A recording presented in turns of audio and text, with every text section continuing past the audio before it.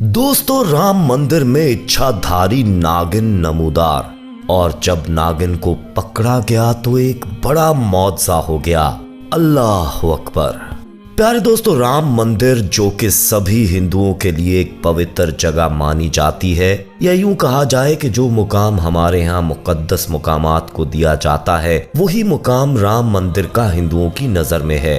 हिंदुओं का तो मानना है कि जिंदगी में एक बार वो राम मंदिर के दर्शन कर लें तो उनके सारे गुनाह माफ हो जाएंगे। मगर शोर तो तब उठा जब मंदिर के ही एक योगी महाराज ने ऐसा काम किया जिसे देखकर हिंदू भी बरहम हो गए। आखिर इस योगी ने ऐसा भी क्या कर दिया, और इच्छाधारी नागिन कहां से आ गई, और फिर आखिर हुआ क्या, ये सब देखकर आपके भी रोंगटे खड़े हो जाएंगे। मगर ये सब जानने और देखने के लिए आपको हमारे साथ इस वीडियो में आखिर तक जुड़े रहना होगा। और आगे बढ़ने से पहले कंफर्म जरूर कर लीजिएगा कि आपने हमारा चैनल मौजा टीवी ऑफिशियल सब्सक्राइब कर रखा है। नहीं किया तो फौरी सब्सक्राइब करते हुए बेल आइकन को क्लिक कर दीजिएगा, ताकि हमारी आने वाली मजीद वीडियोस का नोटिफिकेशन बर वक्त आपको मौसूल होता रहे। तो आइए दोस्तों, आगाज करते हैं आज की इस हैरान कुन वीडियो का। दोस्तों, राम मंदिर में पूजा पाठ जारी थी। कई हिंदू वहां पर पूजा पाठ में शरीक, भगवान की पूजा करने के बाद वहां पर मौजूद पंडित ने सब में प्रसाद बांटना शुरू किया, और लोग वहां से वापस अपने घरों को जाने लगे। तो वो जा ही रहे थे कि पंडित की आवाज पर उन्हें रुकना पड़ा।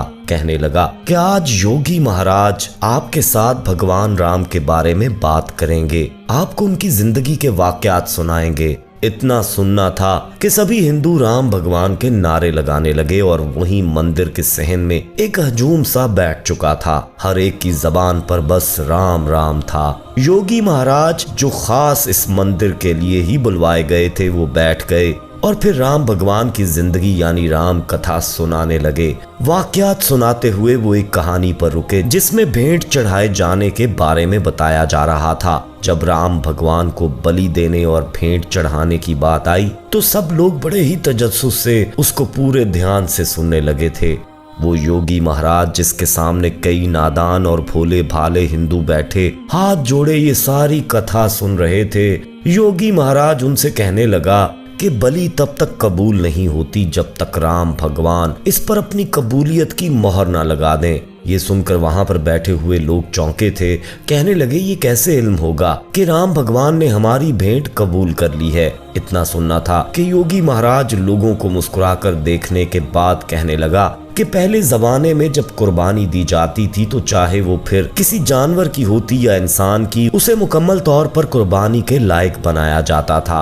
अगर किसी जानवर के खून से राम भगवान के चरणों को धोया जा रहा होता तो जानवर को रस्सी से खोला जाता। उसके जिस्म पर अगर कोई रस्सी घुंघरू बंधे होते तो उसे खोल दिया जाता। ठीक वैसे ही इंसान की भी मिसाल दी जाती है कि पहले जमाने में राम भगवान को खुश करने के लिए अपनी औलादों तक को कुर्बान कर दिया जाता था। लोग खुशी खुशी अपने बच्चों को राम भगवान के चरणों में भेंट चढ़ा दिया करते और खुश होते कि हमारा बच्चा या हमारी औलाद राम भगवान के पास अब हमेशा रहेगा।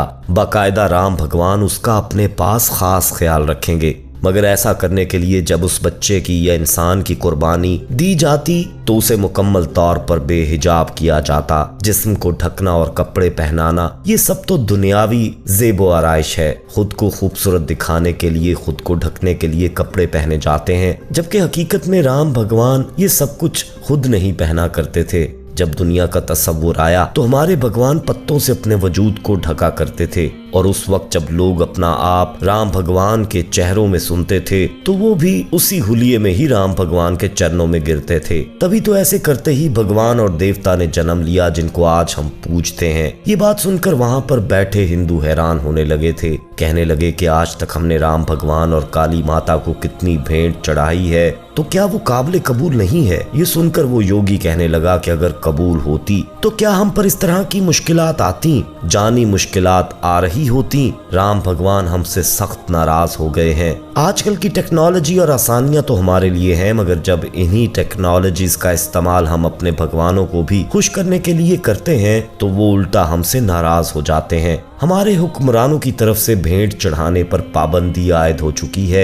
जबकि हमारा भगवान भला हमसे कैसे राजी होगा जब हम अपनी मनपसंद चीज अपनी औलाद को भी उनको नहीं सौंप देंगे, यानी भेंट नहीं चढ़ाएंगे। इतना सुनकर वहां पर सभी लोग दोस्तों सोच में पड़ चुके थे। तभी योगी महाराज ने ये हुक्म सादिर कर दिया कि हम इस मंगलवार को राम भगवान को एक भेंट चढ़ाएंगे ताकि राम मंदिर पर आने वाली तमाम तर मुश्किलात खत्म हो जाएं और मंदिर खुशहाली की जानिब लौट आए। योगी अपनी इस तकरीर में मुसलमानों की भी खूब तजलील कर रहा था, उनके बारे में नाजेबा अल्फाज अदा कर रहा था कि ये सब कुछ जो कुछ भी हो रहा है ये मुसलमानों का ही किया धरा है, ये मुसलमान ही हैं इस तरह के प्रोपेगेंडा खड़ा कर रहे हैं ताकि जल्द से जल्द राम मंदिर को बंद करवा सकें। अब ये बात तो हम में से किसी से भी ढकी छुपी नहीं है कि जहां पहले मुसलमानों की मस्जिद हुआ करती थी, इस तरह के शरपसंदाना अल्फाज वो योगी महाराज अदा कर रहा था। दोस्तों बहरहाल वो लोग योगी की तकरीर सुनकर इतने मुतासिर हुए कि रोने लगे,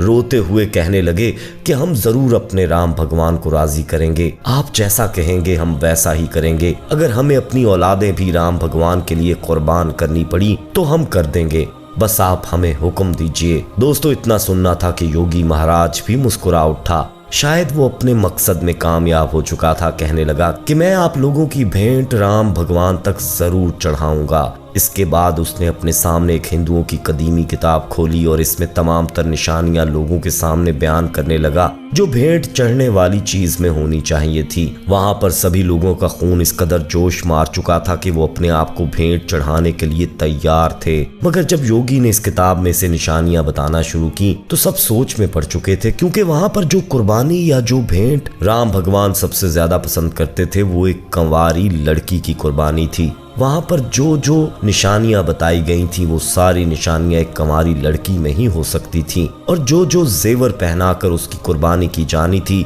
वो एक लड़की ही पहन सकती थी। दोस्तों इतना सुनने के बाद हर कोई खामोश हो गया। एक शख्स ने तो ये भी कह दिया कि वो अपनी बेटी को कुर्बान करने के लिए भगवान को बलि चढ़ाने के लिए तैयार है, मगर जब ये बात उसकी बेटी ने सुनी तो वो घबरा गई, रोने लगी, कहने लगी कि मुझे भेंट नहीं चढ़ना, मैं अपने आप को भगवान को भेंट नहीं चढ़ाऊंगी, एक ही मर्तबा जिंदगी मिली है, मैं पढ़ लिख कर कुछ बनना चाहती हूँ। वहाँ पर लोगों की खुसर फुसर की आवाजें आने लगी, लोग चहमगोइयां करने लगे। आखिर किसमें जुर्रत थी जो अपना आप यूं चढ़ाने के लिए पेश कर देता। मुंह से तो कहना दोस्तों आसान था कि मेरा सब कुछ कुर्बान, मगर अमली नमूना पेश करना इंतहाई मुश्किल था। तब योगी महाराज कहने लगा कि अगर कुर्बानी करना चाहते हैं तो किसी मुसलमान लड़की को ढूंढ लाएं। सब लोग सोच में पड़ चुके थे। उसी करीब गांव में एक मुसलमान लड़की रहती थी जो कि बेसहारा यतीम थी। कुछ रोज पहले ही उसके माँ बाप वफात पा चुके थे और अब वो अपने घर में अपने माल मवेशियों को पालती और यूं ही गुजर बसर कर रही थी। सभी गांव वालों ने यह फैसला किया कि वो इस मुसलमान लड़की को ही किसी न किसी तरह राम भगवान के चरणों में ले जाएंगे और इसकी भेंट चढ़ा देंगे। वो तो कंवारी थी, खूबसूरत भी थी और ऊपर से मुसलमान भी।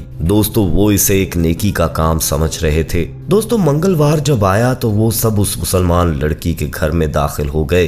वो लड़की उस वक्त अपने घर में अकेली थी। उससे कहने लगे कि तुम मुसलमान हो, हमारे भगवान को तुम्हारी भेंट चाहिए, हम तुम्हारी भेंट चढ़ाएंगे और फिक्र न करो, तुम इस तरह जन्नत में जाओगी, स्वर्ग में जाओगी। वो लड़की सहम चुकी थी, कहने लगी कि मेरी जन्नत मेरे अल्लाह ताला के यहाँ है, तुम्हारे पत्थर मुझे कोई जन्नत नहीं दे सकते। और ये कैसा खुदा है जो इंसानों की बलि मांग रहा है, मैं कभी भी अपनी जान इस तरह नहीं दूंगी। ये सब कुछ करना किसी भी खुदा को पसंद नहीं हो सकता। तुम लोग कैसे खुदा को पसंद करते हो जो अपने ही पैदा करदा इंसानों की बलियां मांगता है। दोस्तों वो लोग जबरदस्ती उस लड़की को पकड़कर मंदिर में घसीट कर ले जाने लगे। जैसे जैसे उसे राम मंदिर में घसीट कर ले जाया जा रहा था वो रो रही थी, चिल्ला रही थी, अल्लाह ताला को मदद के लिए पुकार रही थी, मगर उसके बावजूद इन लोगों को उस पर रहम नहीं आ रहा था। लड़की को जबरदस्ती राम के बुत के सामने खड़ा करके योगी महाराज मंत्र पढ़ते उस लड़की को बेलबास करने लगे। मगर फिर एक अजीब बात हुई दोस्तों, जैसे ही योगी महाराज ने लड़की को बेलबास करना चाहा, यकदम वो लड़की में न जाने इतनी ताकत कहां से आ गई कि उसको पकड़ने वाले एक झटके से दूर जाकर गिरे। और लड़की यकदम जमीन पर बैठ गई और सबके देखते ही देखते उस लड़की ने नागिन का रूप इख्तियार कर लिया। एक बहुत बड़ी नागिन अब सबके सामने थी और सभी लोग डर के चीखें मारने लगे थे। तभी फौरन मंदिर की सिक्योरिटी वहां पहुंच चुकी थी। योगी ने कहा, ये तो राम की कृपा है, एक इच्छाधारी नागिन हमारे बीच है, इस पर फौरन जाल डाल दो ताकि ये कहीं निकल न जाए, हम इसी की बलि चढ़ाएंगे। फौरन एक जाल उस नागिन पर फेंका गया दोस्तों, और तभी वो फिर लड़की के रूप में आ गई और बोली कि मैं एक मुसलमान हूँ और तुम सबको बस ये बताना चाहती थी कि ये सब ढोंगी योगियों ने आज तक तुमसे झूठ बोला है। ये पत्थर के बुत तुम्हें कुछ नहीं दे सकते और ना ही खुदा बनने के काबिल हैं। ये बुत और ये योगी पंडित पुजारी सब झूठे हैं। और फिर उसने दोस्तों कलमा तैयबा पढ़ा और गायब हो गई। खाली जाल लोगों के सामने पड़ा था। सभी लोग सख्ते की सी कैफियत में ये सब देख रहे थे और योगी महाराज खुद परेशान हैरान बुत बने खड़े थे कि आखिर ये हुआ क्या। वो तो इस कुंवारी लड़की की बलि के बहाने कोई और ही रामलीला रचना चाहते थे। दोस्तों वहां मौजूद कई लोगों का शऊर बेदार हुआ और उन्होंने उस योगी को ही पकड़ लिया कि महाराज ये सब क्या था। अगर ये सब सच था तो फिर तो हमें भी कलमा पढ़ लेना चाहिए। मगर ज्यादा तादाद दोस्तों वही कट्टर सोच रखने वाले हिंदुओं की थी जो शायद हकीकत देखकर भी सब सच जान कर भी अपने झूठे अकीदे को बचाने पर लगे होते हैं। उन्होंने वही शोर डाला और योगी को बामुश्किल बचाया और इस वाक़े को भी दबाने के लिए बाकायदा धमकियां दी। मगर इस मौजज़े के बाद कई लोग कलमा पड़ गए दोस्तों, क्योंकि जिनको हिदायत दी जानी थी उनको मिल चुकी थी। सुभान अल्लाह। दोस्तों हो सके तो कमेंट में आप भी सुभान अल्लाह लिख दीजिएगा और अपनी राय भी दीजिएगा। वीडियो को ज्यादा से ज्यादा लाइक करते हुए दोस्तों में शेयर कीजिएगा। चाहते चाहते एक बार फिर कंफर्म कर लीजिएगा कि आपने हमारा चैनल मौजा टीवी ऑफिशियल सब्सक्राइब कर रखा है। नहीं किया तो फौरी सब्सक्राइब कर लीजिए और बेल आइकन को क्लिक कर दीजिए ताकि हमारी मजीद आने वाली वीडियोस को बर वक्त आप देख सकें। अपना बहुत ख्याल रखिएगा और उनका भी जिनका कोई ख्याल नहीं रखता। आने वाली वीडियो में दोबारा आपसे मुलाकात होगी, तब तक के लिए अल्लाह निगहबान।